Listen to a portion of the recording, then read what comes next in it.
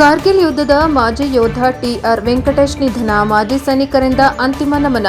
ತರೀಕೆರೆ. ಭಾರತೀಯ ಸೇನೆಯ ಮಾಜಿ ಸೈನಿಕ ಹಾಗೂ ಕಾರ್ಗಿಲ್ ಯುದ್ಧದಲ್ಲಿ ಸೇವೆ ಸಲ್ಲಿಸಿದ ಟಿಆರ್ ವೆಂಕಟೇಶ್ ಅವರು ನಿಧನರಾಗಿದ್ದಾರೆ. ಅವರು ದೇಶ ರಕ್ಷಣೆಯಲ್ಲಿ ಮಹತ್ವದ ಸೇವೆ ಸಲ್ಲಿಸಿದ್ದು, ಕಾರ್ಗಿಲ್ ಯುದ್ಧದ ಸಂದರ್ಭದಲ್ಲಿ ತಮ್ಮ ಕರ್ತವ್ಯವನ್ನು ಸಮರ್ಪಕವಾಗಿ ನಿರ್ವಹಿಸಿ ದೇಶದ ವಿಜಯಕ್ಕೆ ಕೊಡುಗೆ ನೀಡಿದ್ದರು. ಮೃತರು ಪತ್ನಿ ಹಾಗೂ ಇಬ್ಬರು ಪುತ್ರಿಯರನ್ನ ಅಗಲಿದ್ದಾರೆ.